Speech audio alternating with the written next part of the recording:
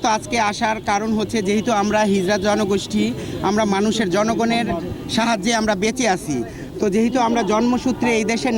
নাগরিক হিসেবে কিছু দায়িত্ব থাকে, সেই দায়িত্ববোধ থেকে আমরা টিভিতে বিভিন্ন পেপার পত্রিকায় দেখতেছি যে ফেনী, নোয়াখালী, লক্ষ্মীপুর, কুমিল্লা এবং উত্তরবঙ্গ এরিয়াতে বন্যায় মানুষজন মারা যাচ্ছে, খুব খারাপ অবস্থায় আছে, তারা খাবার পাচ্ছে না। তো সেই জিনিসগুলো দেখে অনুশোচনা বোধ থেকে আমাদের যে হিজড়া কমিউনিটির লোকজন আছে